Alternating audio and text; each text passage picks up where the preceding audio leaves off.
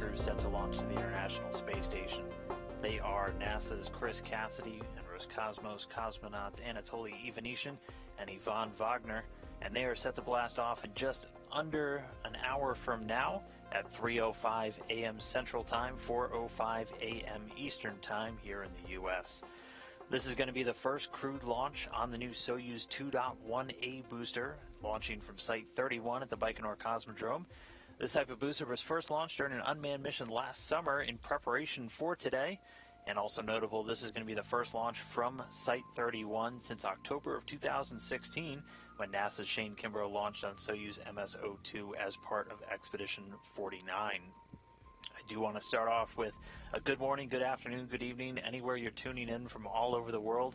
I'm NASA's Dan Hewitt, coming to you live from NASA's Johnson Space Center here in Houston. We're going to be taking you through the countdown of the launch today, the ride uphill, and these three's journey to the International Space Station over the next several hours, ultimately docking and arriving and getting the crew on board back up to a full 6-person strength. And right now, teams of launch controllers are watching all the systems on the rocket, on the spacecraft, talking to the crew, and also looking at everything on the International Space Station, their ultimate destination.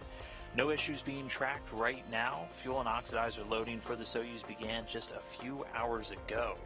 And one of those teams on the left there that you're looking at is over in Russia, in the control center just outside of Moscow in a town called Koryov. And then on the right, the International Space Station Flight Control Room here in Houston. We're coming to you from the White Flight Control Room today as part of the current situation. We're hopping between control rooms, the White Vicar and the Flight Control Room number 1, the usual Space Station Flight Control Room. Here in Mission Control, the team watching over the current expedition crew who are going to be preparing to support the arrival of the Soyuz MS-16 later today. Right now, our flight director is Anthony Varia. He's going to be leading the Orbit 1 team on for this morning. And just next to him is European astronaut Andreas Mogensen. He's serving as the Capcom, or the voice communication between everyone down here in Houston and the crew on board the station. And that crew on board right now are NASA astronauts Jessica Meir and Drew Morgan. They're up there with Russian cosmonaut and Space Station Commander Oleg Skoropochka. Morgan launched last summer on July 20th, the 50th anniversary of humanity's first steps on the moon. Mir and Skoropochka followed shortly after, launching last September. And then once the crew gets there today, the complement will be up to 6, but only for about a week. It's going to be a quick handover as Mir, Morgan, and Skoropochka will make their way back here to planet Earth, coming up on April 17th, bringing the space station back down to just 3. And as I mentioned just a little bit earlier, docking for the new crew will occur several hours from now later today after they complete the planned 4-orbit spaceflight. We're going to be bringing you live coverage of all of that later on this morning, right here on NASA TV at 8:30 a.m. Central Time for docking, 9:30 a.m. Eastern Time. They're scheduled to dock with the Poisk module that's up on the space-facing side. We call it Zenith, of the Russian service module, also known as Zvezda. And then about 45 minutes after that, or about 45 minutes after we begin our coverage, we'll see that docking at about 9:15 a.m. Central. On the journey up there, though, the Soyuz tracking and telemetry is going to be downlinked to ground stations along the flight path, routed to the Russian Mission Control Center, again in Koryov, just outside of Moscow. Throughout our coverage today, both for launch and for the docking and the hatch opening later, if you have any questions that you want to ask, we'll be trying to take a couple on Twitter that you can ask using the hashtag AskNASA. And we'll try to get through a bunch of those throughout our coverage this morning, and then later on when we get to the docking later this morning. Today's launch is pretty notable for several reasons. The first being that this crew underwent their final weeks of spaceflight preparations during the current international health emergency of the COVID-19 pandemic, changing things for people all around the globe. And this crew and their preparation no different. So things will look a little bit different this time compared to typical Soyuz launch preparations, mainly just like a lot of other things. You're seeing personnel kind of trimmed down to just the bare necessities. But of course NASA, all of our international and commercial partners, even always taking steps to prevent the crew from getting any sickness or illness. They go through something called health stabilization spending about 2 weeks in quarantine before their launch. So this crew on board has been kept in that strict quarantine for the last 2 weeks, limiting contact with anybody outside of flight surgeons and those already cleared, and also in quarantine themselves before they launch. That's actually standard operating procedure for space station missions, as we obviously want to keep these astronauts healthy before they leave. Any medical assistance or anything like that you have down here on the ground, don't want to bring a cold or anything more severe up to the space station. So thanks to that thorough protocol that we already have in place, the crew is safe and healthy and ready to launch today on board this Soyuz. Another fairly noteworthy aspect of their upcoming expedition is during their stay, we're anticipating the first ever crewed launch from NASA's Commercial Crew Program on the SpaceX Demo 2 flight test. That's going to be NASA astronauts Doug Hurley and Bob Behnken launching in that SpaceX Dragon. They're expected right now to launch from somewhere between mid to late May, and all the teams down here on the ground continuing with the training for that mission. Also, in light of all the circumstances right now, the crew finishing up their final training, and everyone very excited to see these space flights once again return to America here. So that expected to take place during Expedition 63 while the crew is on board the station. So really getting excited for that. The crew's also going to be on board for a big chunk of this year, where we are celebrating a year-long celebration of the International Space Station's 20th anniversary. You'll see that little ISS 20 and a whole bunch of stuff all over NASA TV. We're marking 20 years of human beings living on board the International Space Station. So every single day since November of 1990, or November of 2000, we have had men and women living on board the International Space Station. There is an entire generation on planet Earth that, as long as they have been alive, not every single human has been on Earth with them. And so we're just really celebrating that accomplishment. That takes a lot of work from a lot of different teams, organizations, governments, and dedicated professionals all over the globe. And they've been supporting them 24 hours a day, 365 days a year, and we'll hit that 20-year mark later in November. And that milestone really meant something special to someone part of this mission, NASA's Chris Cassidy, and he had a couple of words to share. Well, it's significant for the space station's been operating brilliantly for those 20 years, but for me personally, Bill Shepard was the commander of Expedition 1, and I'll be the commander of Expedition 63 at the 20-year mark. We both have our roots in the Navy SEAL teams, and so I have a particularly fond thoughts about how the Navy guys, particularly the SEAL team guys, are in command in the beginning and end of that 20-year period. But it also shows that we, as a collection of nations, have been able to build, sustain, operate this amazing thing called the space station, and all that we're learning is going to help us go to the moon and to Mars. So the space station's a marvelous piece of machinery, and just imagine your car working for 20 years. You know, you'd be very happy when you get to that 20th year, and the space station's doing much better than your car.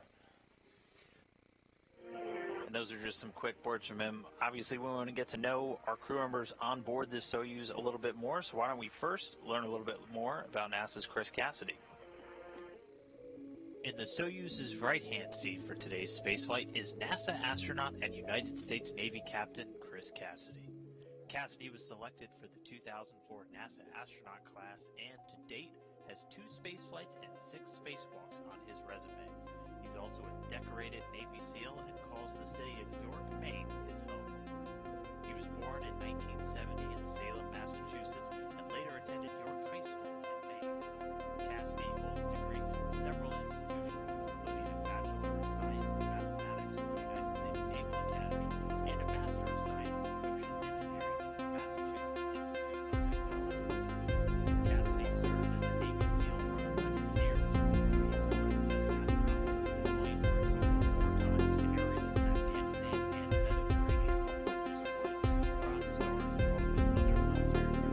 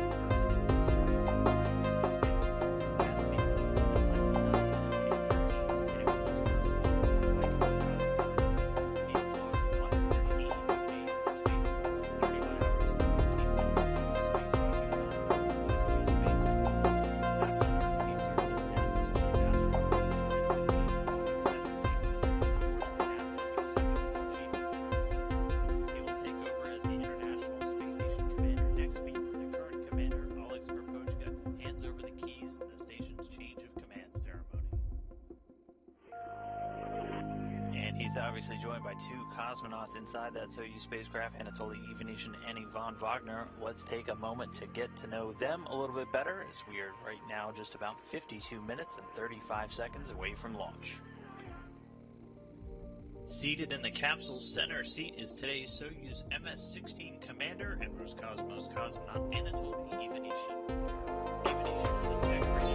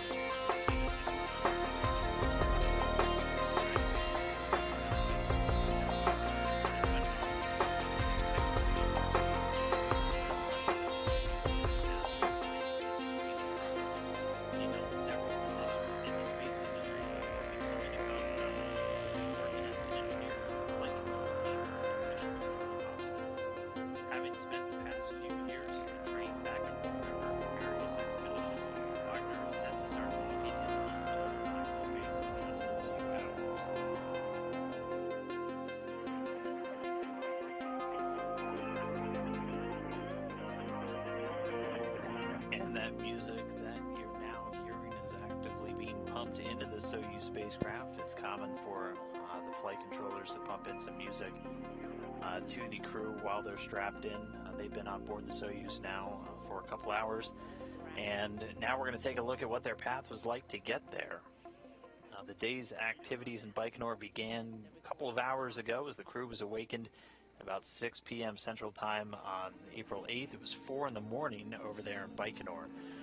The prime crew in front, the backup crew just behind them. You can see Chris Cassidy there. They walked out of the Cosmonaut Hotel. Before leaving, they went through a time-honored tradition of signing some doors, which is, there are a lot of traditions in Russian spaceflight that you'll hear about, and you'll see several of those today. But the crew signed some doors, and then they did the walkout. Usually a lot more crowds packed there, but again, just in light of the situation, fewer people there to see them off on their way. They departed the Cosmonaut Hotel and then boarded this bus for a 40-minute ride from the town of Baikonur onto the Baikonur Cosmodrome. Their destination was the Integration and Suit-Up Facility, also called Building 254, on the Cosmodrome grounds. See a Russian Orthodox priest there on the left. Another tradition with these space flights, he's there to bless the crews in the morning, also blesses the rocket typically 1 or 2 days before the launch after it's been erected on the pad.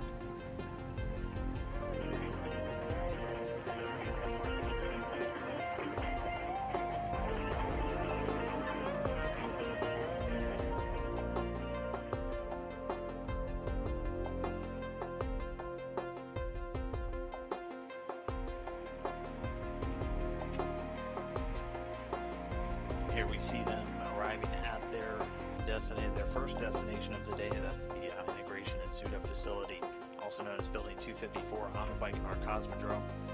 Once they get there, each of the crew member undergoes a final medical exam, and then they get into their SOCO launch and entry suits. This is the suit you can see Ivanishin getting in here. These are suits that can be pressurized in the event of a loss of cabin pressure inside of the Soyuz spacecraft, providing pressurization, breathing gases for the crew members. They're assisted by a number of suit techs. Some of the more interesting parts, like that blue knob on his front, is how they can actually adjust the pressure inside of the suit itself. Each crew member also fitted with a comm cap, commonly referred to as the Snoopy cap, that has microphones and also earpieces inside for them to communicate with each other and also with the launch conductors down there at Baikonur, and then once in orbit with the flight controllers down on the ground. Ivanishin was suited up first, and then he was joined by Vagner, who again is making his first flight into space today. This is going to be Ivanishin's third and Cassidy's third.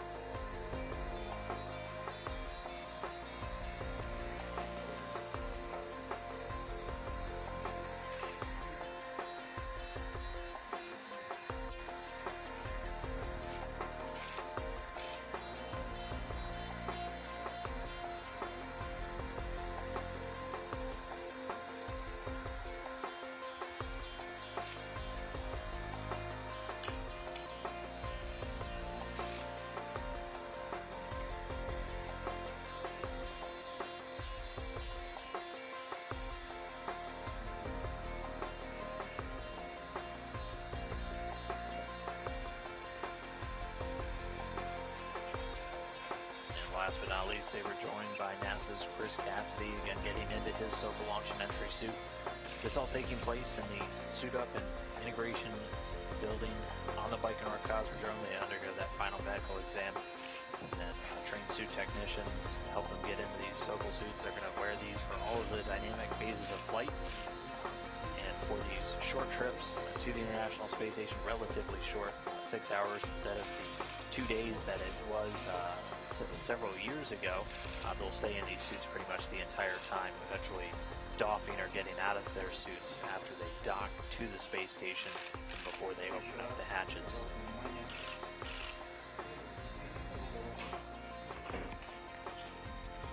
Then after the suit up, they move into this next room, which has a pane of glass. This is typically where we would see crew members, after going through a pressure check, get a chance to speak with friends, family that were able to travel to the launch site, and also some personnel. We do see some NASA personnel there, as Tricia Mack and John McBride. Tricia Mack, the head of the NASA office in Moscow, coordinating all of the activities for crews flying and returning in Soyuz spacecraft. John McBride helping out with the astronaut office over there as well. And those are two of really the main individuals that are there at the launch. Again, typically you see a larger contingent, family, friends able to travel to Baikonur, not able to do it this time around with all of the travel restrictions. But this room still serves a very important purpose. This is where they actually go through a pressure check of the suit itself, so you'll actually see it. It gets plugged in, they get into a seat that's a mold essentially, or a mock-up of the Soyuz seat itself, and you can see Ivanishin in there, and his suit actually puffs up a little bit. They're pressurizing it, so they're feeding breathing gas, typically using a nitrox mixture, so a similar composition of what we have in our atmosphere down here on Earth, getting fed into the suits, and it's able to provide pressure as well. And again, these suits worn for all of the dynamic phases of a flight, so all of the launch and ascent, all of the rendezvous operations with the station, and then they will be in these exact same suits when they make their way home at the end of their mission for a deorbit and landing. One interesting note about the suits: this is a of the seats. This is a mock-up of the seat. Each of the crew members on board the Soyuz has a specially molded seat liner. They actually sit in basically a gutted-out version of what you can see Vagner in right now, and plaster mold is poured all around them to conform to their body, and they get a special seat liner that is then installed in the seat, and that's why every single crew member also has they have assigned seats. Chris Cassidy's in the right seat today. The left seater, also known as the board engineer of the Soyuz spacecraft, is essentially the backup for the center seat where the Soyuz commander sits. The Soyuz commander prime for all of the vehicle's operations, for manual control of the vehicle, should they have to take over for the rendezvous and docking, or any of the other phases of the flight.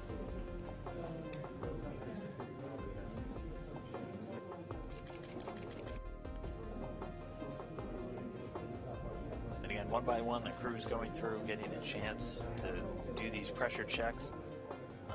We won't be seeing, again, the interaction through the glass. Pretty much all of the media, most of the crew family, spouses, children, and even a lot of the industry officials weren't permitted to travel to the launch zone for this. Just again, always keeping the health and safety of the crew paramount in all of the planning.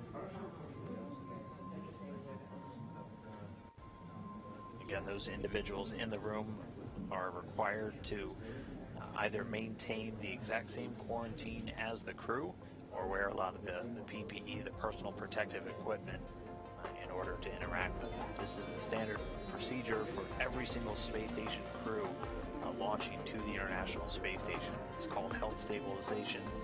It's been around as long as we've been doing these long duration flights.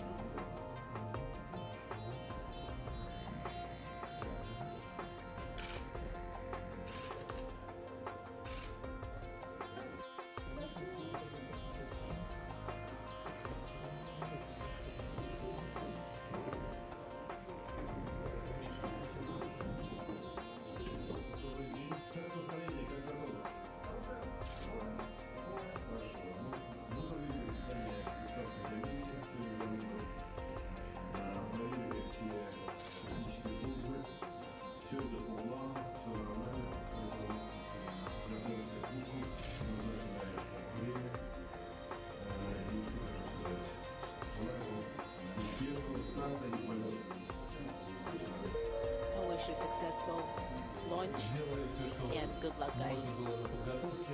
You've done everything you could during your training. Everything's nominal on board, everything's nominal with the launch vehicle. Everything's going to be nominal. I guys wanted to ask you, please don't break anything on board. And the equipment will work well if you don't break it. Despite everything, you are keeping your cool, and there is no rush. Slow and steady makes sense. This is your day. You worked so hard to get here, and I hope everything goes absolutely perfectly. Enjoy every moment. Enjoy your new home station, and know that we are all here on the ground supporting you and welcoming you home in October. Take care.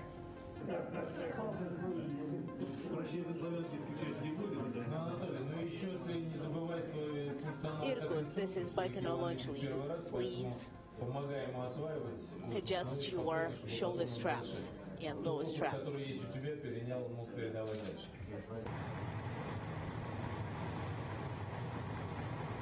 And after those leak checks and getting a chance to talk to a number of officials, among them Dmitry Rogozin, Sergei Krikalev, and NASA's Trisha Mack, the crew is ready to walk out. Individuals gathered for the final walk down. They come up and salute the head of the Roscosmos, Dmitry Rogozin, there on the right.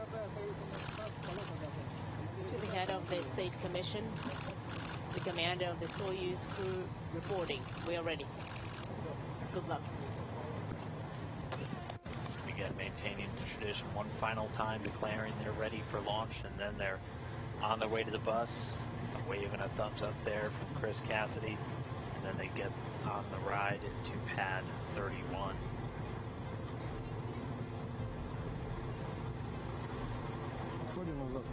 Отходим.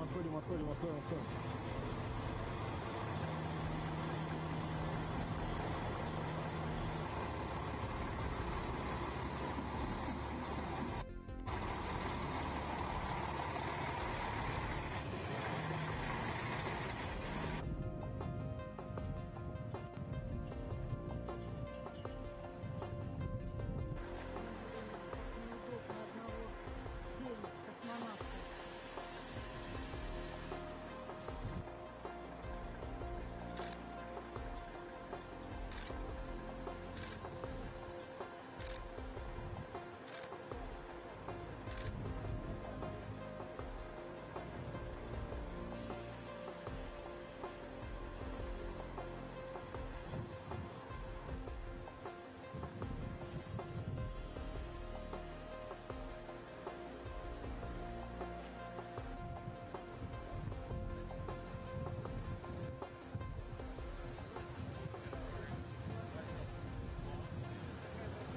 then once the crew arrived at pad 31, again, officials from their respective space agencies able to lead them to the final steps before they make their way up to the elevator, taking them to the top of the Soyuz booster.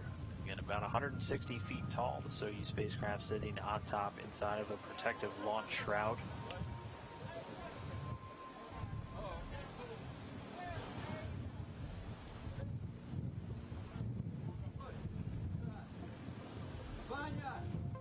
Ivan.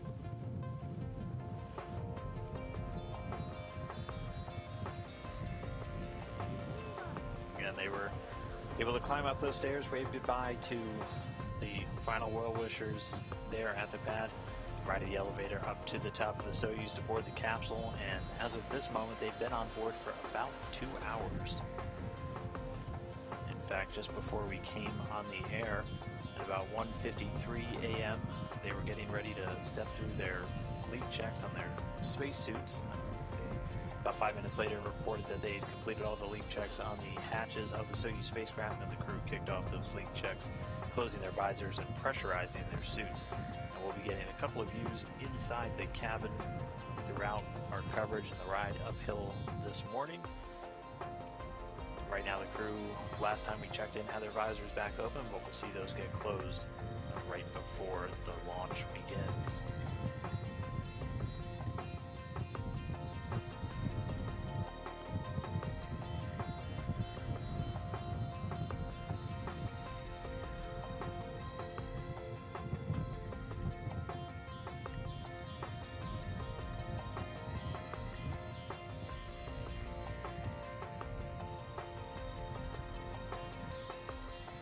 And as mentioned earlier, the road to this launch has been anything but normal, a little unusual, and it began with our cosmonauts, Ivanishin and Vagner, who were previously the backup crew, finding out that they were launching on this Soyuz spacecraft, and that occurred just a few weeks before the final training began, or the final training exams began, which ended up turning out to be pretty good timing. Of course, it was a surprise. We thought that we would be flying in October 2020, but life happens. And any backup crew is ready to become prime. And sometimes it actually happened at Baikonur. But we were lucky. We had some time for the news to actually settle in.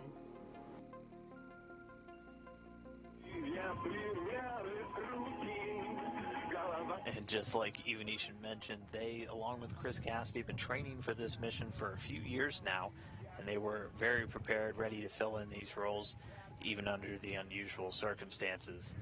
There were some increased health and safety precautions that were put in place over the last several weeks. Again, though, thankfully we have a very robust health stabilization plan in place, so not too much needed to change with the crew themselves. But some of the traditional pre-launch activities had to be restructured, shortened, or even replaced, all just to ensure that we had a very thorough quarantine condition for the crew.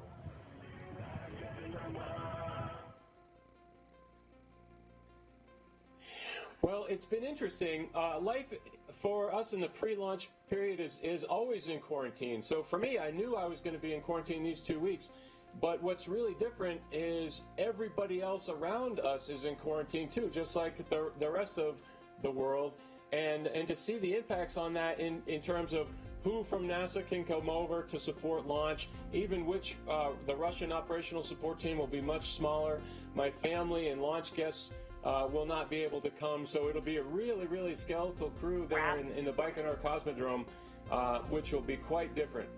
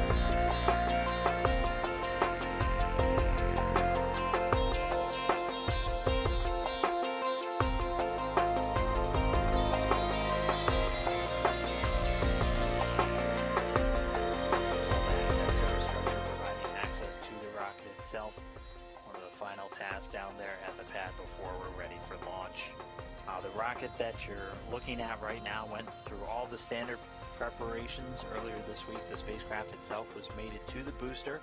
The three main stages were all joined together. And then on Monday, the Soyuz rocket began its trek to the launch pad, where it was raised to its vertical position for final pre-launch preparations. And this is some video from, again, earlier this week on Monday. The Soyuz going out business end first from the integration and mating facility, and it's a much shorter path than you might have seen from previous launches that went from pad number 1, Gagarin start, as we are again using pad 31 this time for the first time since a crew including astronaut Shane Kimbrough launched from it back in October of 2016. All this because we are on this new Soyuz 2.1A booster. It's just an upgraded version of the Soyuz rocket that's been used to carry crew members into space for over 50 years now. The Soyuz itself sits high above the three stages of that Soyuz booster, which uses kerosene, a highly refined version of kerosene commonly referred to as rocket fuel, and liquid oxygen as the propellant. The first stage itself has 4 liquid engines.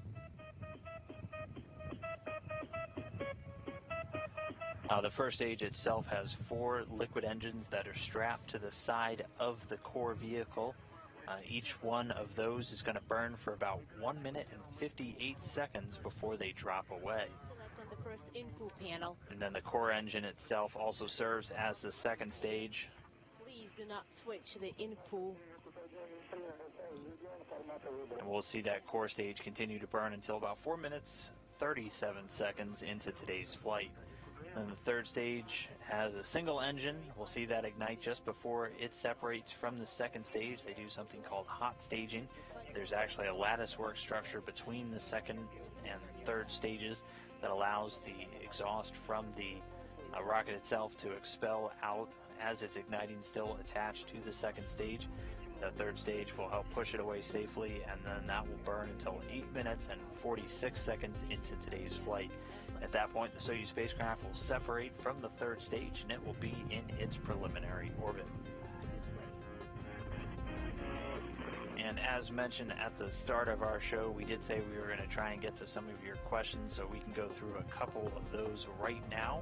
Again, if you do have a question for today's launch, docking, or hatch opening coverage, you can send it in on Twitter using the hashtag AskNASA. So first we'll start off with one from Vishnu Sarath, who wanted to know at what time after the launch will the abort tower be ejected. That launch escape tower is jettisoned at 1 minute 54 seconds into the flight, but that is not the only piece of the launch escape system. There are also solid rocket motors on the capsule fairing itself that can be used after the tower is jettisoned to still pull the vehicle away. In fact, those were the ones that were used back on October 11, 2018, when the Soyuz MS-10 spacecraft carrying Nick Hague and Alexei Ovchinin encountered a launch escape. And so, again, just to answer you, 1 minute 54 seconds. Our next one comes from Sai, who wanted to know if the station crew get to keep their phones on board the ISS. They don't bring their phones with them. Your cell phone here on planet Earth relies on ground station towers in order to communicate, and they're a little too high up for those to work. They do have basically a voice over IP phone, so a phone that uses data using the data streams that also send telemetry, data, video, everything from the International Space Station, and they're able to call people here on Earth. It actually works just like voice over IP, and they can just dial cell phone numbers here on Earth, and they can call you from space.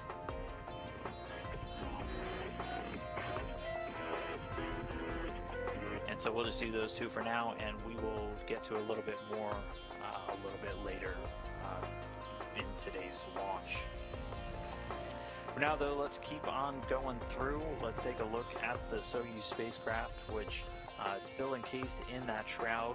We'll see it in space a little bit later when it arrives at the International Space Station.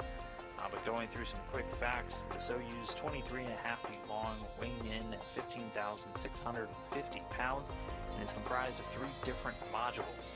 The one right in the middle, that's the descent module, and that contains all the customized seats for the crew, all the controls and displays necessary for the flight, should the crew need to take control and fly the Soyuz spacecraft, also just giving them insight into all of its systems, both on the spacecraft and the rocket. Also has all of the life support systems, batteries for re-entry and landing, and the parachutes and the soft landing rocket engines that are used to slow the Soyuz just before touchdown when they land in Kazakhstan. The descent module weighs 6,393 pounds and can carry about 110 pounds of payload that can be returned back down to Earth with the module, usually bringing down some cold samples, blood samples, things like that with the crew when they return. And that is, most importantly, the only portion of the Soyuz that has a heat shield, so it's able to survive the fiery re-entry through Earth's atmosphere. The orbital module's up on top, and that connects to the descent module via a pressurized hatch. There's a hatchway between it and the descent module that the crew can get through. It has a small amount of room inside that they can move around during the flight to station. On the very top, it has that docking mechanism, the hatch, and also the rendezvous antennas located at the very front end. There's also a forward-looking window they're able to look out. They can take manual measurements as they're on final approach to the International Space Station. You can use a laser rangefinder in the event that they have any issues with their automated rendezvous system. Then at the bottom there is the propulsion of the instrumentation module that has all of the oxygen storage tanks, the main engine, the attitude control thrusters, avionics and communications and control equipment. The propulsion portion of the module handles all the orbital maneuvers, so it has those engines that are needed for the rendezvous with the space station, and also the deorbit burn at the end of the spacecraft's mission. And then before they are deployed, there are 2 solar arrays, which give the Soyuz a wingspan of about 35 feet. Right now they're folded against the body of the propulsion module. Once they get into space, we'll see them unfurl and start providing electrical power to the station systems. Both the propulsion module and the orbital module actually separate from the descent module after the deorbit burn at the end of a mission, and they burn up in the Earth's atmosphere. The entire spacecraft serving not only as the transport vehicle to and from the station, but it actually acts as their emergency return vehicle, so their lifeboat essentially, should the crew need to leave the station unexpectedly. For every crew member on board, you always have a seat in a spacecraft for them docked to the space station. Just checking in, we are 22 minutes, 20 seconds and counting to today's launch. The crew, at this point, again, had already conducted their suit leak checks. They're just standing by now at this point until we get to that launch point. The crew going through all those pre-launch procedures inside the capsule. We're still continuing on with this countdown for today. Once they leave the Earth's atmosphere a little bit later this morning, this is going to be the 3rd trip into space for NASA's Chris Cassidy. And before heading back into orbit, he spent a moment just sharing with us the special perspective that he's been able to gain about the International Space Station, the place that he's very soon going to be calling home once again.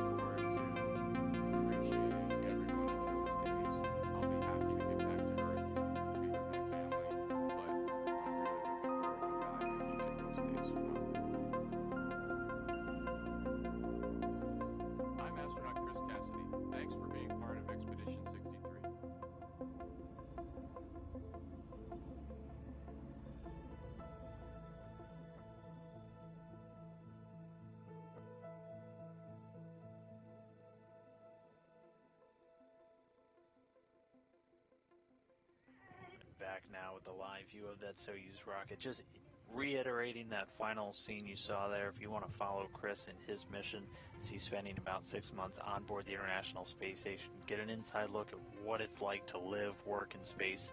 Follow him on Instagram. He's at @astro_seal. But just with a quick check-in, we are 17 minutes 40 seconds away from today's launch. Let's take a couple more minutes now and answer a few more of your Ask NASA questions. Again, if you have any, use the hashtag AskNASA, send them in, and we will go through them. First off, we have one from Andrew Borger, who asked a question about the training that they've gone through, how long have they been waiting for this day, and also how much thrust does this rocket let out. Crews for the space station typically train for about 2 years.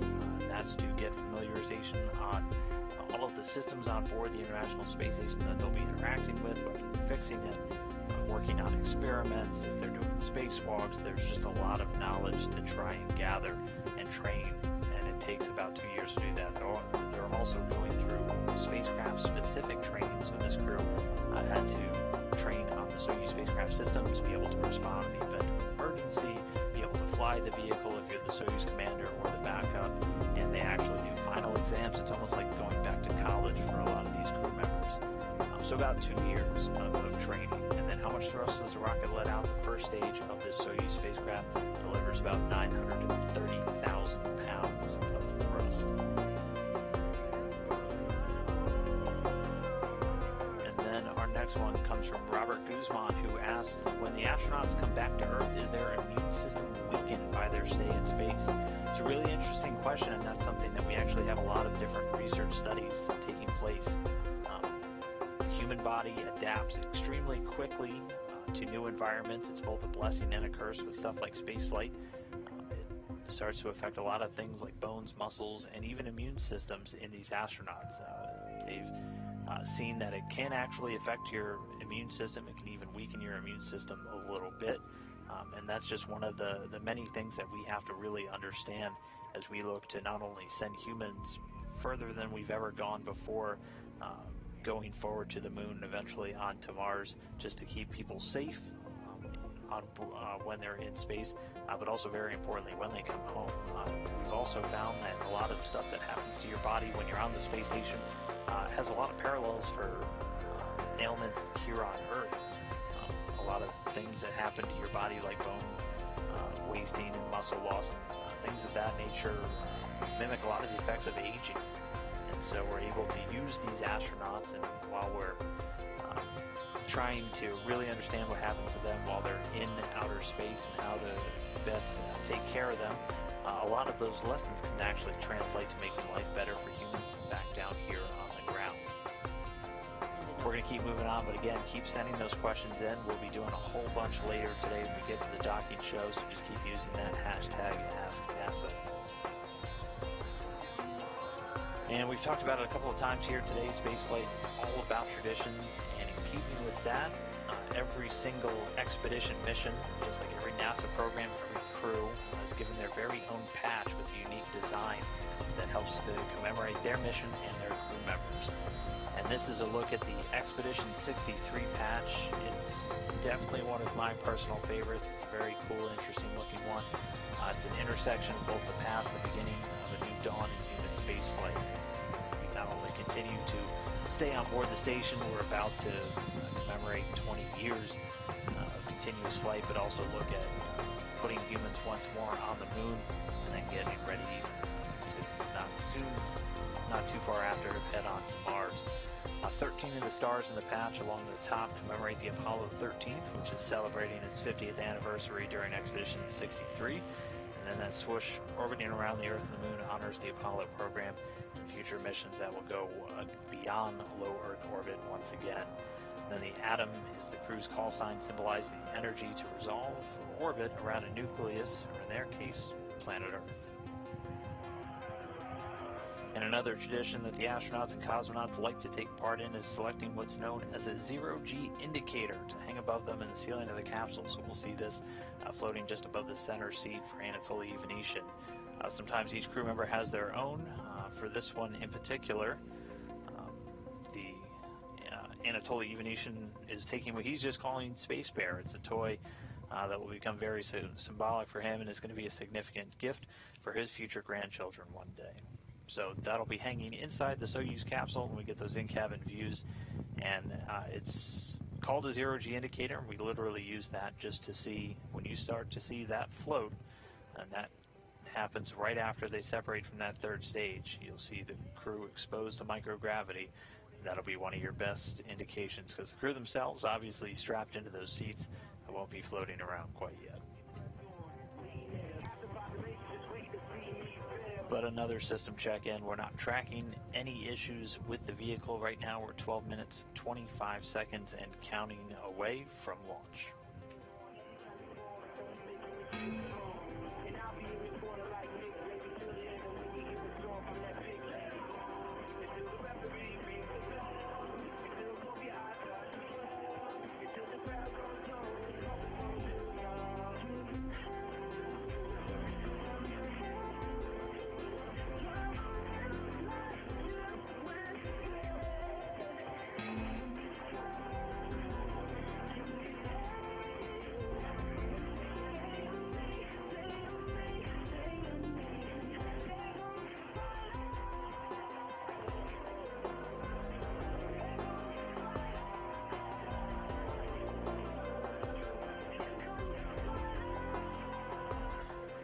So we are getting closer. You're 11 and a half minutes away from launch right now.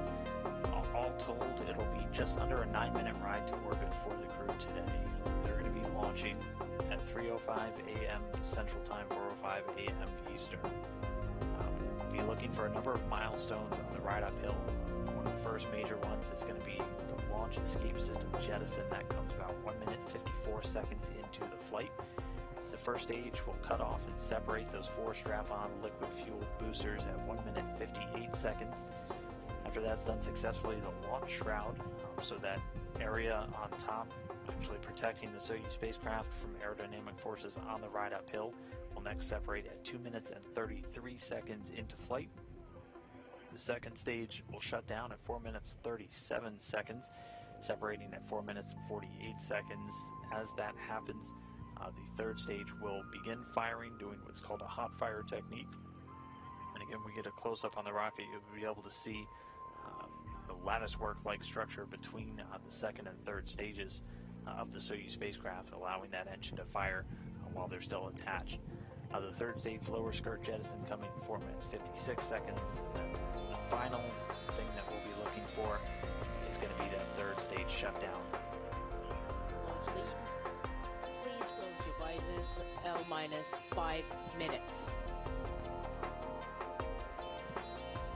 And you just heard the crew total 5 minutes readiness. We are 10 minutes away from launch. They're going to close their visors now. Their SOPA launch and entry suits.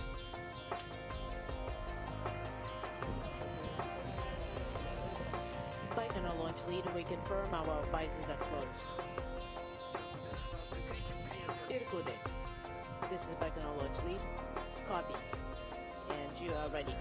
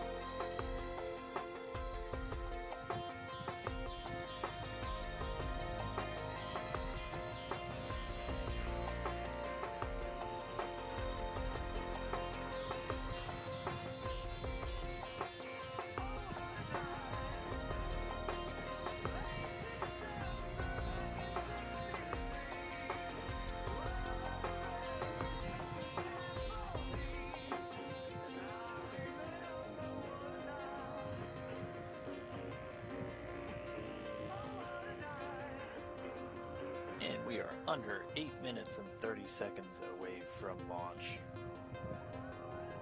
Once we hit that 7-minute mark, the pre-launch operations will be complete. Pretty much get into game time. That's when things will start to pick up.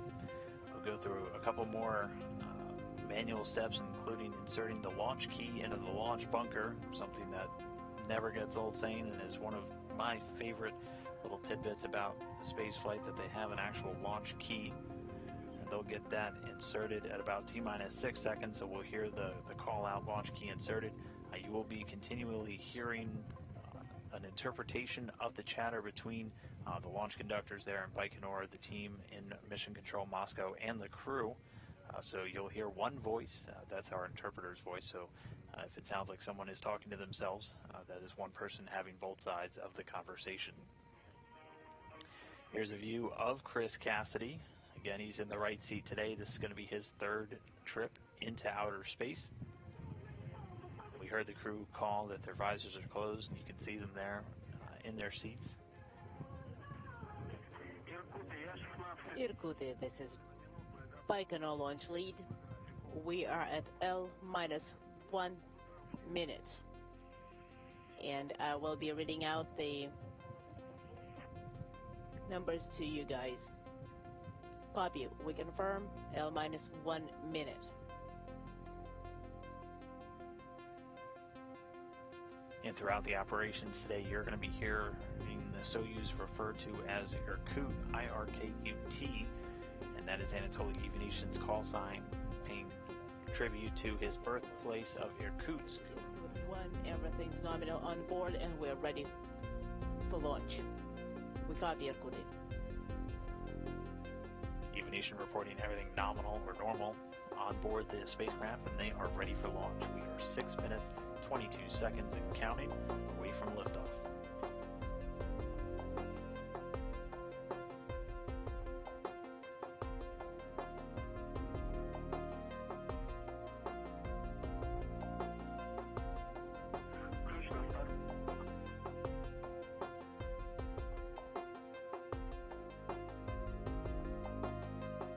Key to start.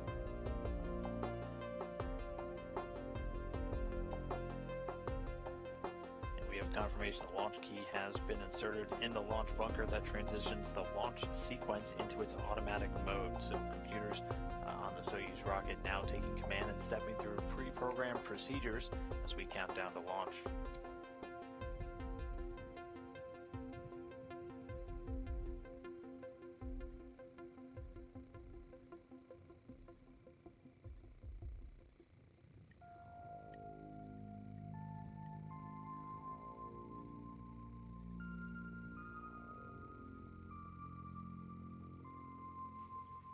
Just as a reminder, it's Anatoly Ivanishin in the center seat. He's the Soyuz commander. And then at the top of your screen is Ivan Vagner. He's in the left seat. He's the board engineer for today, essentially the backup role for the commander on board the spacecraft. We'll also get views of Chris Cassidy. He's seated to Ivanishin's right. We are under 5 minutes away from launch.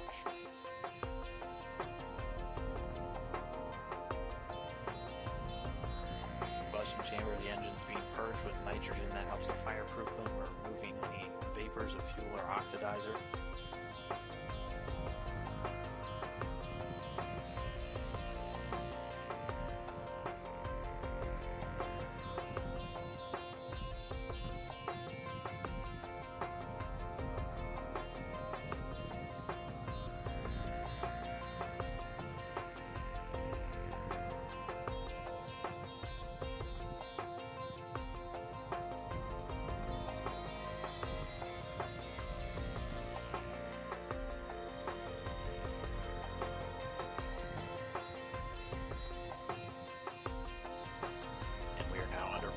Away from launch. There will be a couple of visual indicators that can help you count down.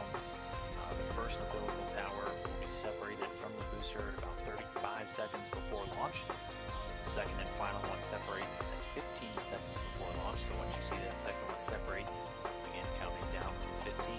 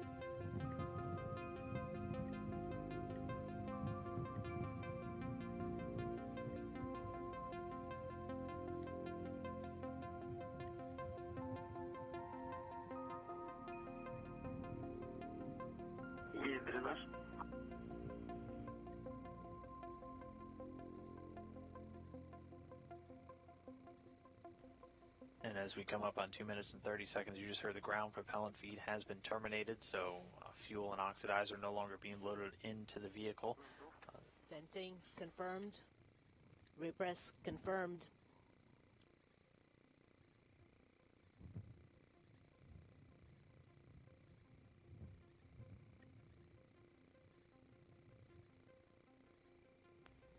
And right now the booster's fuel tanks are being pressurized. This helps to just optimize and really facilitate the flow of the fuel. Also helps add a little bit of structural support to the rocket itself. We are inside 2 minutes to launch. And at this very moment, the International Space Station passing just overhead.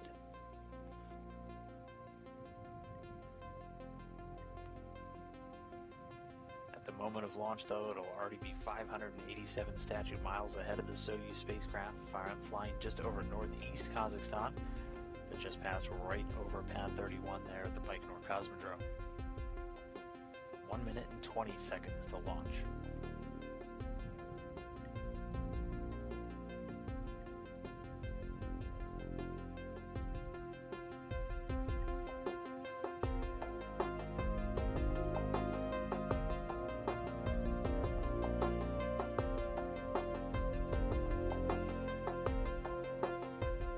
T-minus 1 minute.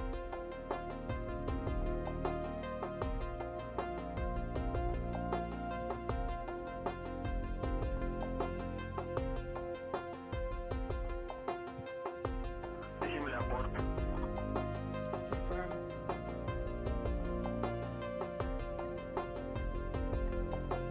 Face to ground. And we see that first umbilical tower separating. That means we're 35 seconds away from launch.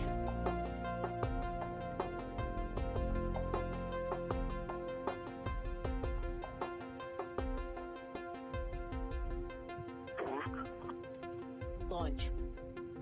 And there goes the second tower, so we are 15 seconds away from launch. We're going to see the boosters at the bottom light up, and as their thrust builds, it'll eventually overcome Idiot. Main one. and lift off. Cassidy, Ivanishin, and Vagner on their way to the International Space Station.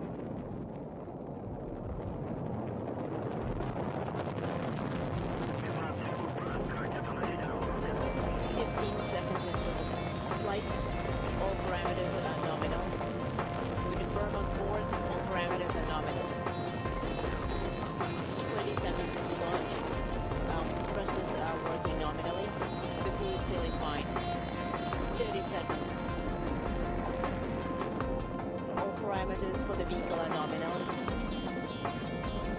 The crew is feeling fine. 40 seconds and 30. Flight. Thrusters are working nominally and the vehicle is nominal. Getting good continuous calls from the crew and the ground. Everything from the vehicle looking nominal in the first stage. Powering the Soyuz upward, delivering 930,000 pounds of thrust from the 4 strap-on boosters and that single core engine. At 60 minutes into flight. The off-pitch roll, the attitude or which way it's pointing, hearing all those parameters or the status of it nominal. 70 seconds into flight. Everything's fine with the vehicle on our side. We confirm we're feeling good. Again, this first stage going to continue to burn for just about 2 minutes into the flight. So just under a minute to go on the first stage.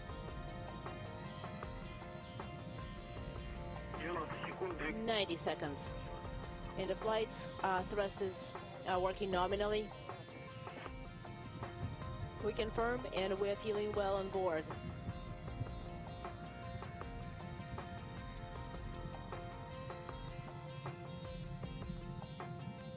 Soyuz continuing to retreat from view, already traveling well in excess of 1,100 miles per hour. We confirm. And seeing the Koryoff cross there as those strap-on boosters separate. The first stage separating right on time. We also confirm lateral unit separation. Their job done. They drop weight at an altitude of about 28 statute miles. The Soyuz traveling at about 3,300 miles an hour. Vehicle stabilization is nominal. Everything's fine on board.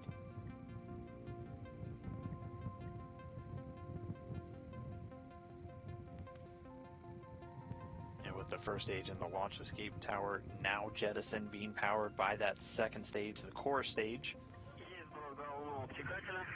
We confirm the jettisoning of the The shroud jettison, and getting some views now from the Soyuz spacecraft itself, looking back towards the Soyuz rocket. You have a solar array right in front of your view there.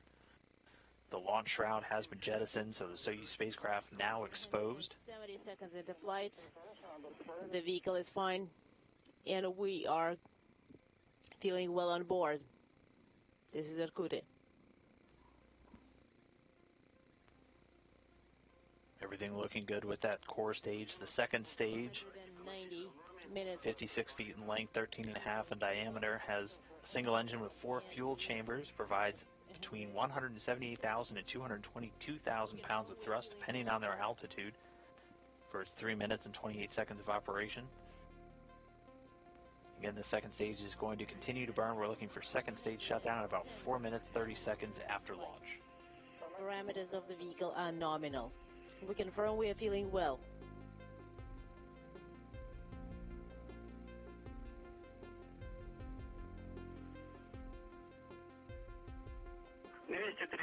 seconds. 230 seconds into flight. The vehicle is stable. We copy and we confirm everything's nominal on board.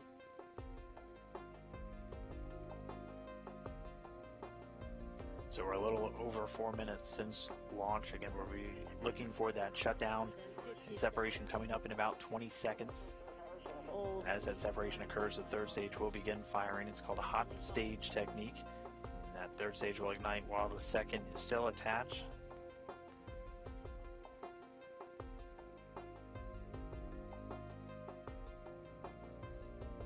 And standing by for second stage shutdown.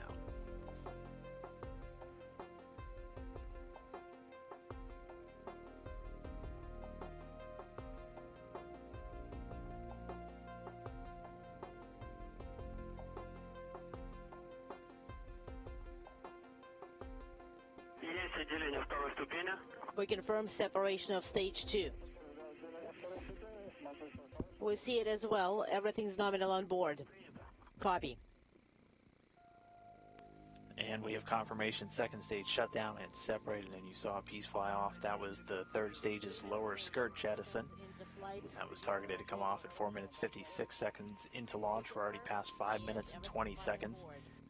Third stage now going to continue to burn until we're at our orbital insertion, so the initial orbit of the Soyuz spacecraft. That's expected to come in about 8 minutes and 46 seconds at shutdown, and then the separation coming just 4 seconds later.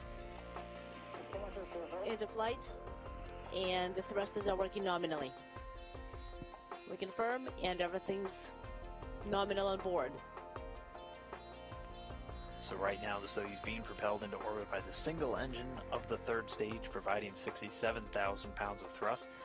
Going to continue to burn until shutdown, coming in just under 3 minutes from now. 360 seconds into flight. Your pitch and roll are all nominal. Copy, and we are feeling well on board. Still getting great updates from the crew. Anatoly, Ivanishin talking to the ground. Everyone feeling well on board.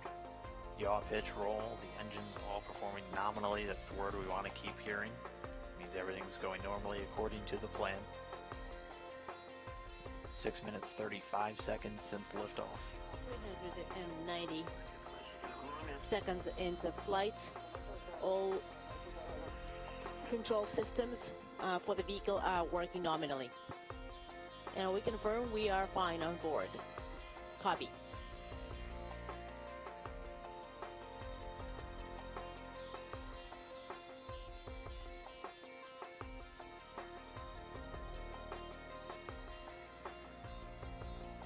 seconds. 420 seconds into flight.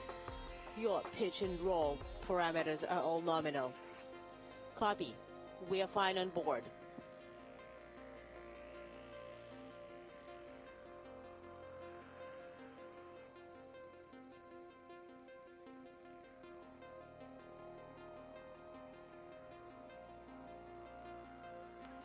We just passed 7 minutes and 30 seconds into this flight. 450. Spacecraft velocity right around 13,500 miles an hour. Confirm. Irkutsk inaudible. We copy Irkutsk.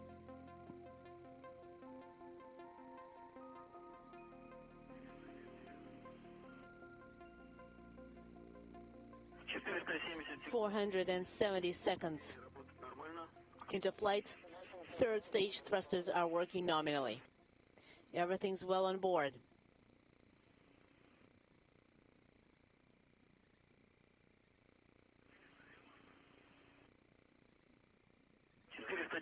.490 seconds into flight. The vehicle is stable. And we're standing by. Our next major milestone is going to be the shutdown of that third stage, coming in about 20 seconds from now. On board. Thank you for your support. 510 seconds into flight. Your pitch and roll are all nominal. Get ready for the stage separation. So we'll see the engines cut off, and once the vehicle separates, it usually gives the crew a bit of a jolt. Then the Soyuz will be flying free. We see the third stage separating there. And we can see it dropping away now. Third stage separation confirmed. And congratulations, guys. You are in orbit. I am handing you over to the Mission Control, Moscow.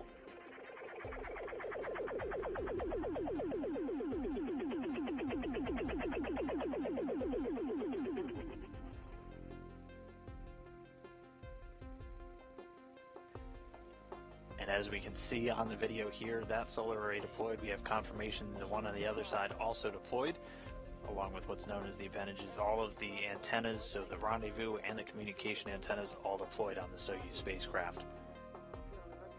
Then we will be standing by for the first measurement, and then please proceed to page 39.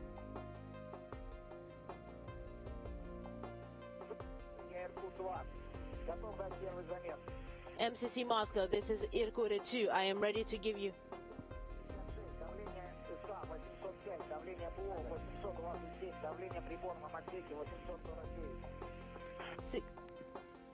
I am ready. So we'll stick with these views in the Soyuz as long as we still have them. They'll begin passing out of the range of the ground stations where we're able to get this video transmitted down eventually.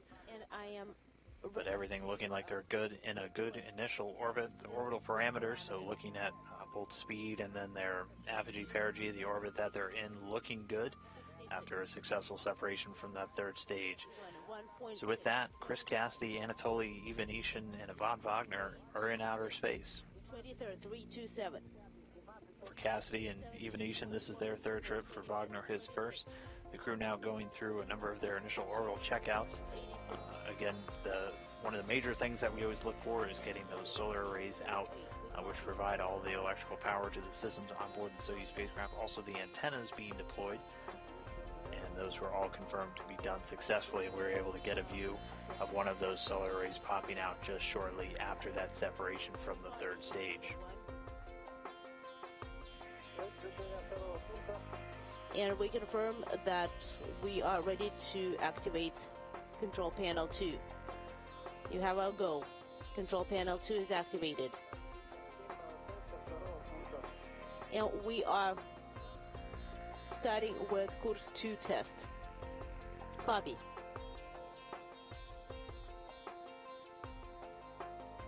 And one of the first tests that they're going to be carrying out is a test of the CORS system. The CORS is the automated rendezvous and docking system that the Soyuz uses. It's able to fly autonomously all the way to the space station and then autonomously dock to the International Space Station itself. And so they're running through a checkout of that system. Once they get closer, they'll do system checks between the Soyuz and the station itself before they get in close for the eventual station keeping and then docking to the station. And their destination today is going to be the Poisk module, also known as the Mini Research Module number 2. And it's on the space-facing side of the Zvezda service module over on the Russian segment. And please turn on the input panel at 12:36. We copy. We wanted to confirm, MCC Moscow, that Course 2 test was successful, and we are proceeding with Course 1 activation. All KDO sections switch over. Should be done per page 52, Irkutsk.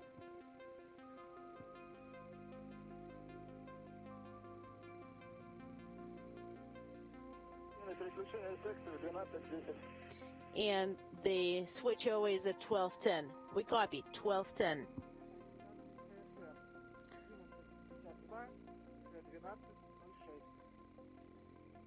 And the next times for the SR altitude is 11:52 up to 12:06. Copy. And Course 1 activation went successfully.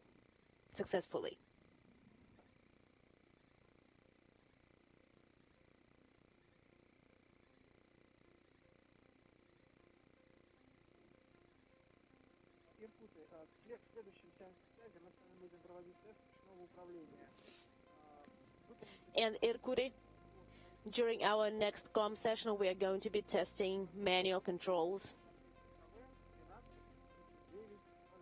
And please send command IKV inhibits at 12:39:00. Copy, IKV inhibits at 12:39.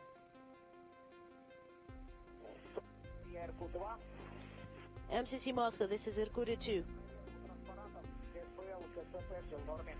I have verified that all displays are working nominally.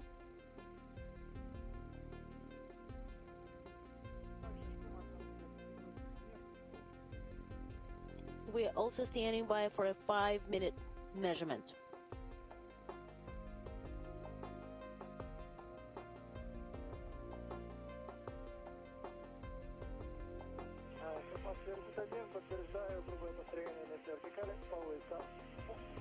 MCC Moscow, we confirm attitude built. MCC Moscow, this is Irkutsk 2, 5-minute measurement. We are ready. SI is 050827. Instrumentation compartment 729. We copy.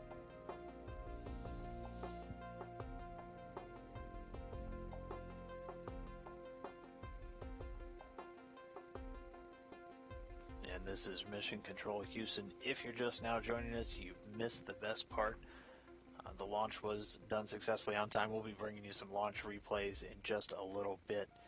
But for right now, the crew on orbit in outer space in their Soyuz spacecraft. They're again stepping through all of the initial checkouts of the various systems, doing a check of the Core's automated rendezvous and docking system, doing a leak check on the spacecraft itself, and they're monitoring all of these tests using those computer displays directly in front of the commander seat.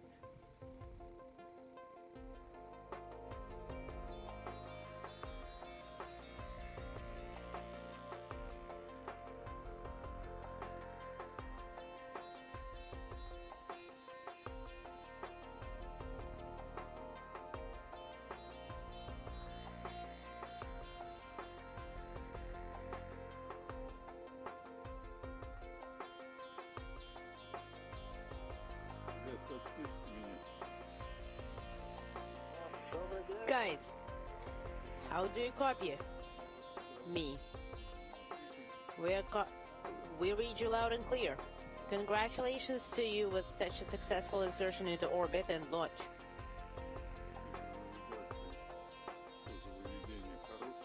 And we see it on our side on GPS that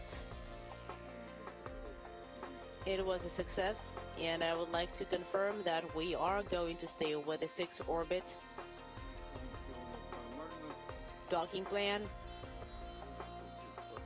All in all, everything's looking good. Just slow and steady makes it. We copy all. Thank you. And please do as I taught you to. Copy.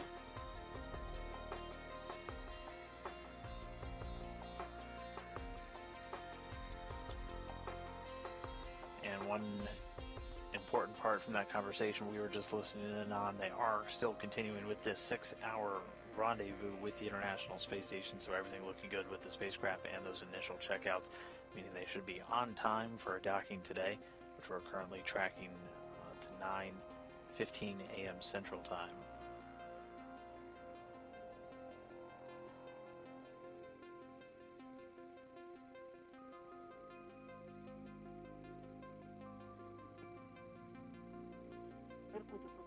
Irkut, MCC Moscow. Go ahead, this is Irkut 1. You have a go to open your visors, deactivate thermal sensors, and perform actions in the block on page 37. Copy. We'll put it in work. This is Ivan Sevastianov. Congratulations, guys, on such a successful launch. Good luck. Talk to you soon. Thank you.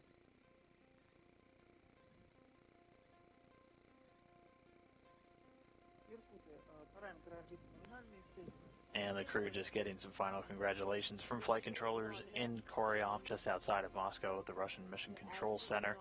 We're going to be taking the lead for overseeing the operations of the Soyuz spacecraft for the rest of its journey. While we stand by for those launch replays, we do have some replays of the in-cabin views that we weren't able to show during that initial ascent. So this again, just moments ago, as they lifted off. It's already been almost 20 minutes since liftoff. It's Ivanishin, Anatoly Ivanishin, the Soyuz commander, in the center seat there at the top of your screen. Ivan Vagner making his first ride into orbit. At the time of this replay, they were actually under the full power of the Soyuz first stage.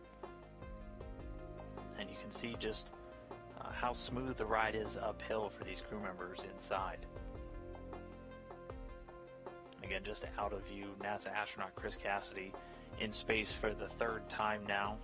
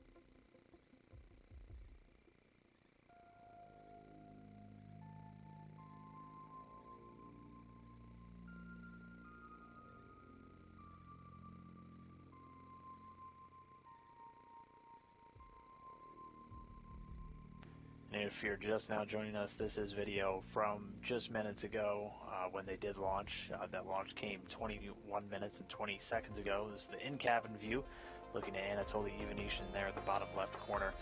And Ivan Vagner, big smile on his face as he made his first ride uphill into outer space today. Right now the crew is still inside the Soyuz capsule performing all those initial on-orbit checkouts. At this point, they've been given the go to open up their visors on their suits, also getting reminders to deactivate some thermal sensors on the Soyuz spacecraft itself, and then getting ready to extend the docking probe and doing a hand controller test. They have a hand controller in front of the commander's seat, able to actually control the Soyuz spacecraft itself, although if we go per the nominal plan, everything's just going to be done automated using that CORS rendezvous and docking system. That antenna was confirmed to have deployed shortly after the vehicle separated from the Soyuz rocket, along with the solar arrays. So again, just standing by for a few moments for those launch replays. We should be bringing them to you shortly.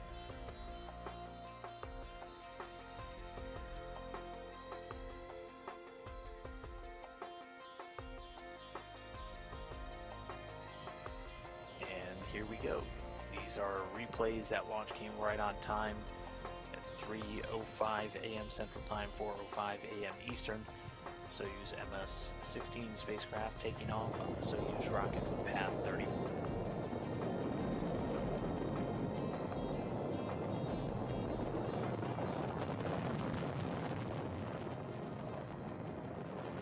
And these replays will cycle through a few different views of the rocket for you.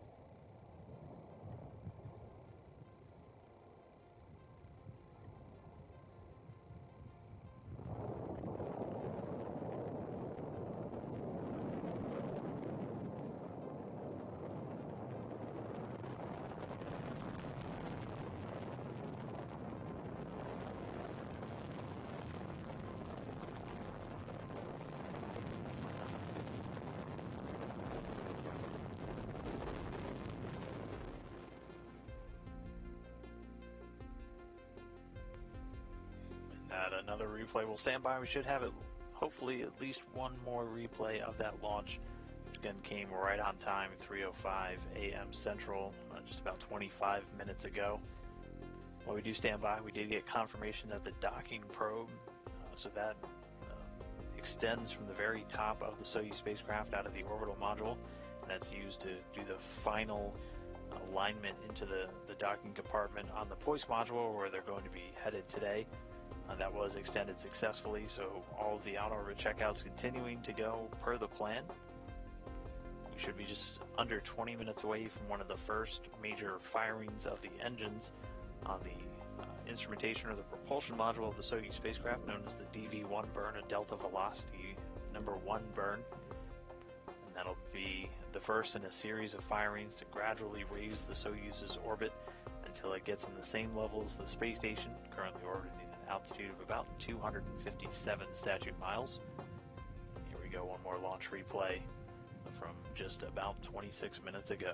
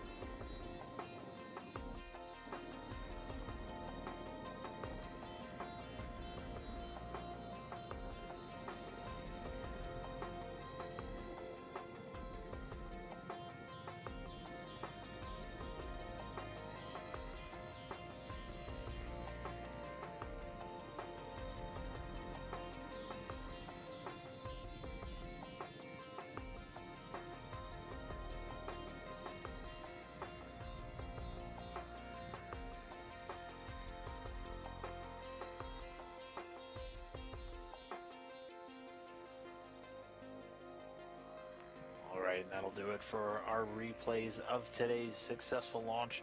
While we were going into that third one, though, we actually did get a call down from the International Space Station. NASA astronaut Drew Morgan, one of the current residents on board, reported that they just watched the launch, and with everything looking good, they were ready to receive the crew members, and did mention that he's going to have dinner waiting for them. So both he and Jessica Meir and Alex Gorpochka just coming out of their sleep period, so this is bright and early in the morning for them.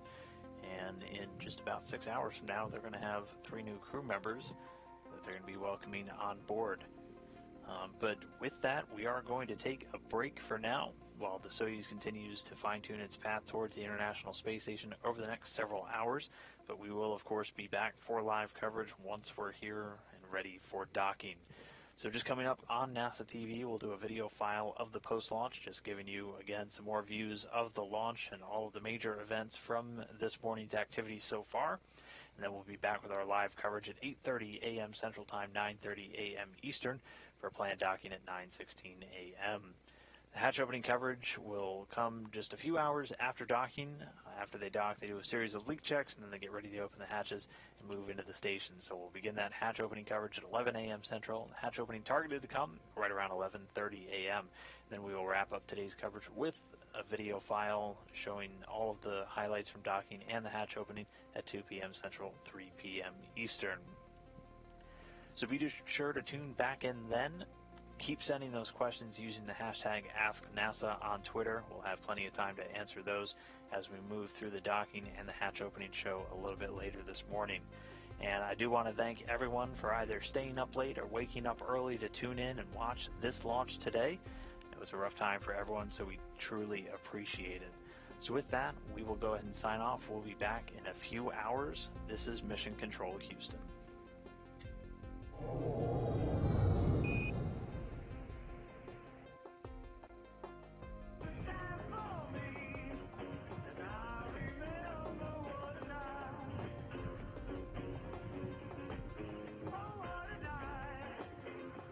And we are under 8 minutes and 30 seconds away from launch. Once we hit that 7-minute mark, the pre-launch operations will be complete. Pretty much get into game time. That's when things will start to pick up.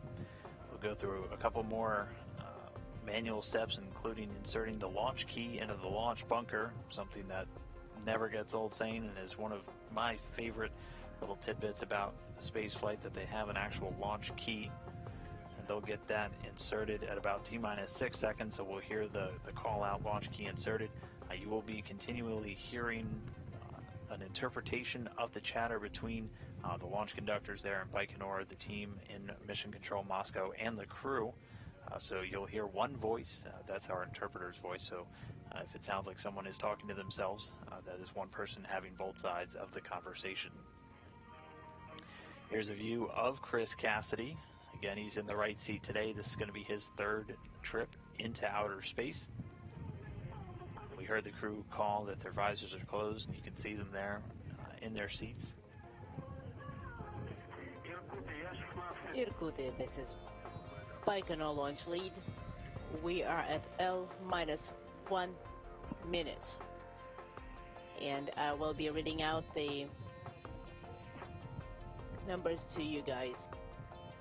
Copy, we confirm L-1 minute. And throughout the operations today, you're going to be hearing the Soyuz referred to as Irkut, I-R-K-U-T, and that is Anatoly Ivanishin's call sign, paying tribute to his birthplace of Irkutsk. Irkut 1, everything's nominal on board, and we're ready for launch. We copy Irkut. Ivanishin reporting everything nominal or normal on board the spacecraft, and they are ready for launch. We are 6 minutes, 22 seconds and counting away from liftoff.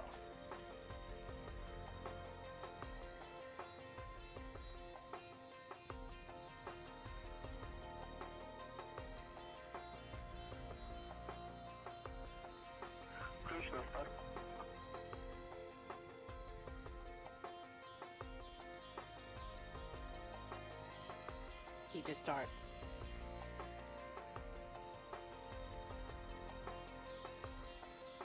And we have confirmation the launch key has been inserted in the launch bunker that transitions the launch sequence into its automatic mode. So computers on the Soyuz rocket now taking command and stepping through pre-programmed procedures as we count down to launch.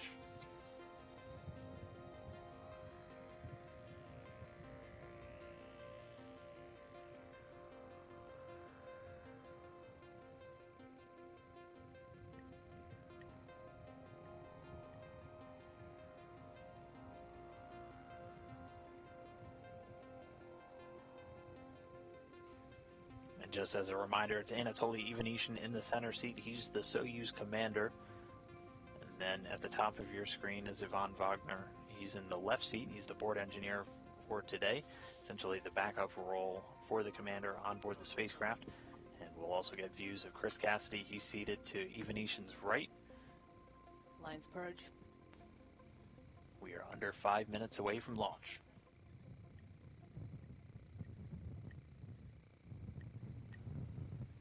Combustion chamber of the engines being purged with nitrogen that helps to fireproof them or removing any vapors of fuel or oxidizer.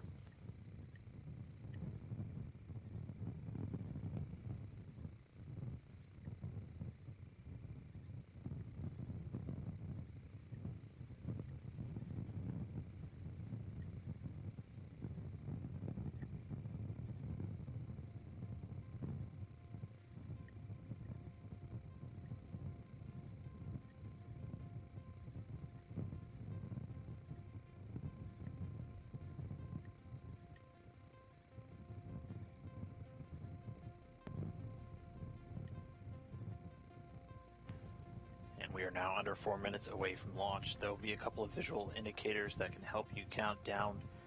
The first umbilical tower will be separated from the booster at about 35 seconds before launch, but the second and final one separates at 15 seconds before launch. So once you see that second one separate, begin counting down from 15.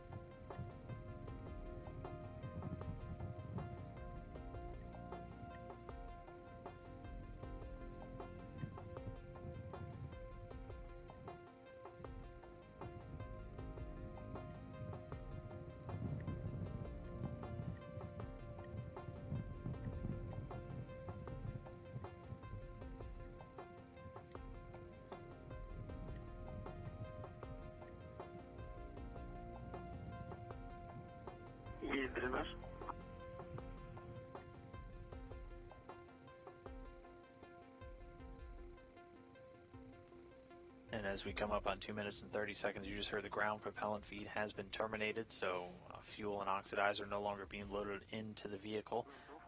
Venting confirmed. Repress confirmed.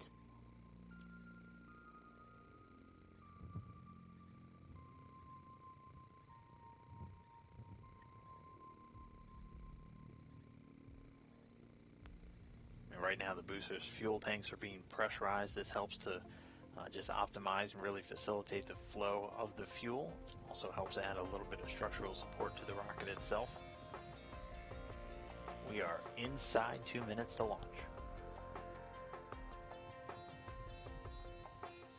And at this very moment, the International Space Station passing just overhead.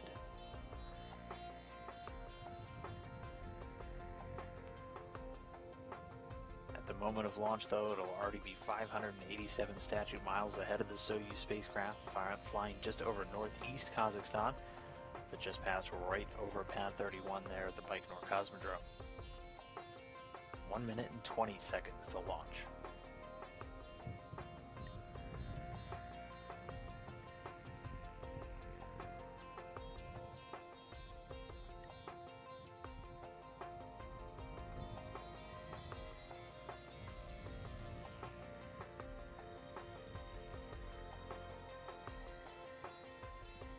T-minus 1 minute.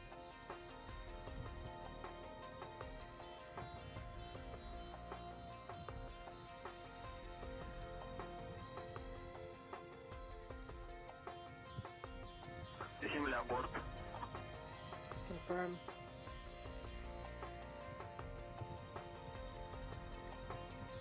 Face to ground. And we see that first umbilical tower separating. That means we're 35 seconds away from launch.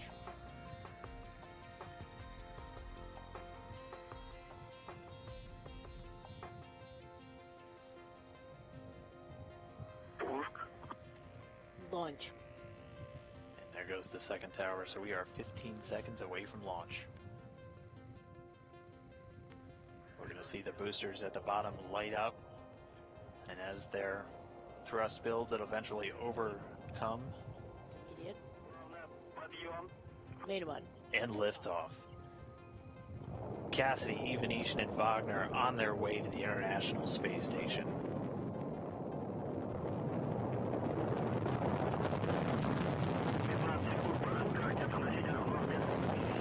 Seconds into flight, all parameters are nominal.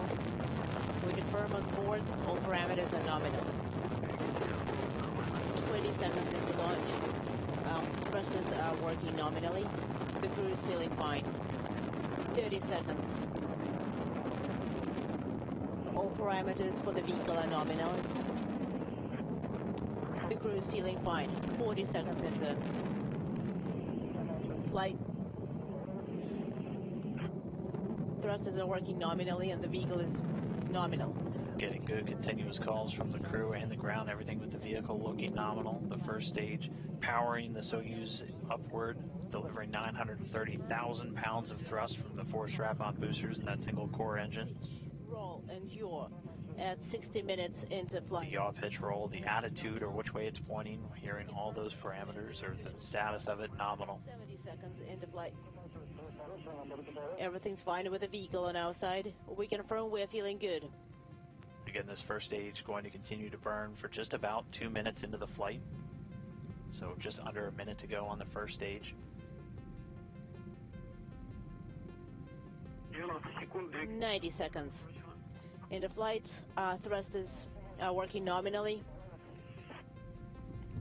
We confirm and we're feeling well on board.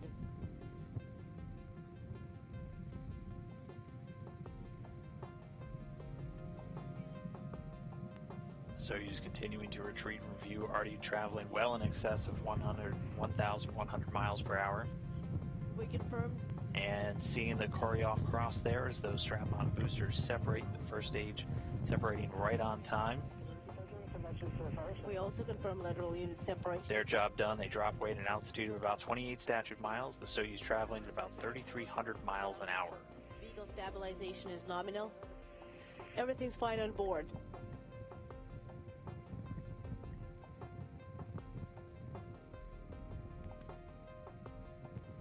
The first stage in the launch escape tower now jettisoned, being powered by that second stage, the core stage. We confirm the jettisoning of the shroud jettison and getting some views now from the Soyuz spacecraft itself, looking back towards the Soyuz rocket. You have a solar array right in front of your view there. The launch shroud has been jettisoned, so the Soyuz spacecraft now exposed. 70 seconds into flight. The vehicle is fine, and we are feeling well on board. This is Irkutsk.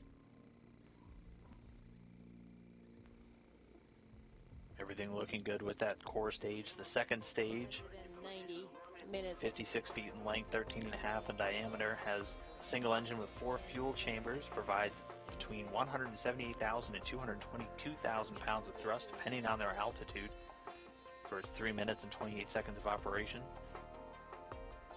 Again, the second stage is going to continue to burn. We're looking for second stage shutdown at about 4 minutes, 30 seconds after launch.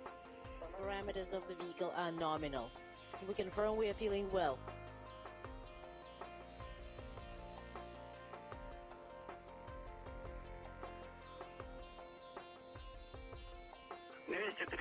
...230 seconds into flight. The vehicle is stable. We copy and we confirm everything's nominal on board.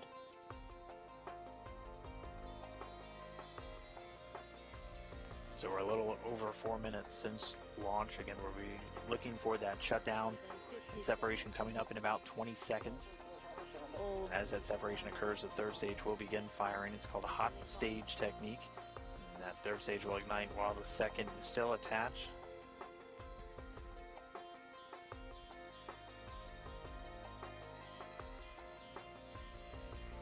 And standing by for second stage shutdown.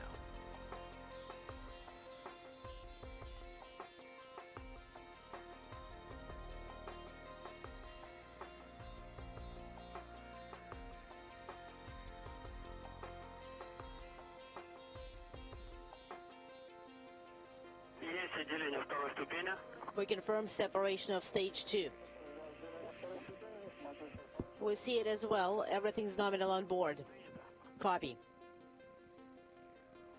And we have confirmation second stage shut down and separated, and you saw a piece fly off. That was the third stage's lower skirt jettison. That was targeted to come off at 4 minutes 56 seconds into launch. We're already past 5 minutes and 20 seconds. Third stage now going to continue to burn until we're at our orbital insertion, so the initial orbit of the Soyuz spacecraft that's expected to come in about 8 minutes and 46 seconds at shutdown, and then the separation coming just 4 seconds later. Into flight, and the thrusters are working nominally. We confirm, and everything's nominal on board. So right now the Soyuz being propelled into orbit by the single engine of the third stage, providing 67,000 pounds of thrust, going to continue to burn until shutdown, coming in just under 3 minutes from now. 360 seconds into flight. Your pitch and roll are all nominal. Copy, and we are feeling well on board. Still getting great updates from the crew. Anatoly Ivanishin talking to the ground. Everyone feeling well on board. Yaw, pitch, roll. The engines all performing nominally. That's the word we want to keep hearing. It means everything's going normally according to the plan. 6 minutes 35 seconds since liftoff. 390 seconds into flight. All control systems for the vehicle are working nominally. And we confirm we are fine on board. Copy.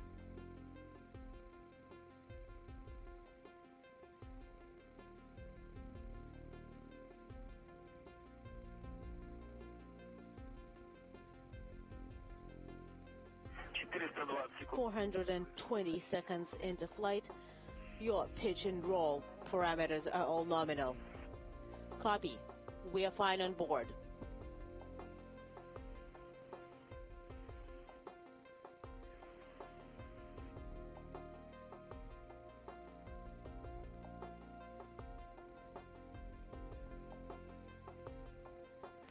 And we just passed 7 minutes and 30 seconds into this flight.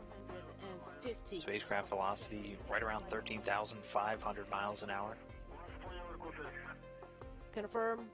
Irkutsk inaudible. We copy Irkutsk.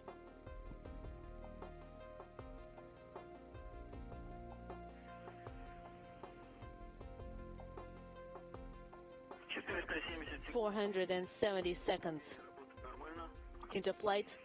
Third stage thrusters are working nominally. Everything's well on board.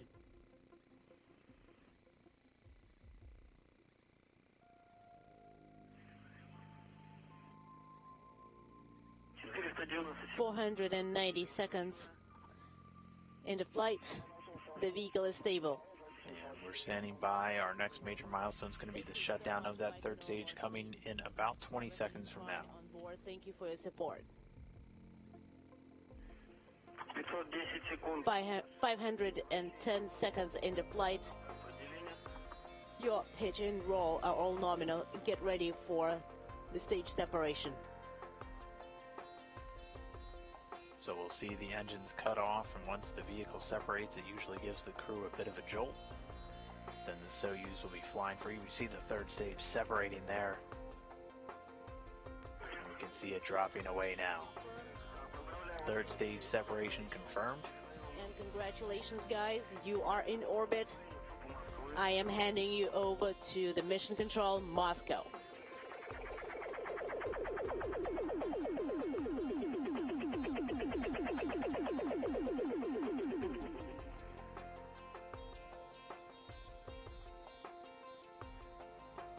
And as we can see on the video here, that solar array deployed. We have confirmation the one on the other side also deployed, along with what's known as the appendages. All of the antennas, so the rendezvous and the communication antennas, all deployed on the Soyuz spacecraft. Then we will be standing by for the first measurement, and then please proceed to page 39.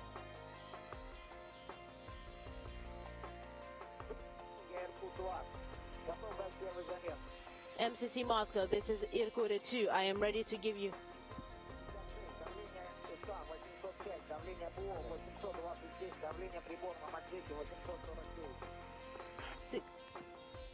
I am ready. So we'll stick with these views in the Soyuz as long as we still have them. They'll begin passing out of the range of the ground stations where we're able to get this video transmitted down eventually. And I am. But everything looking like they're good in a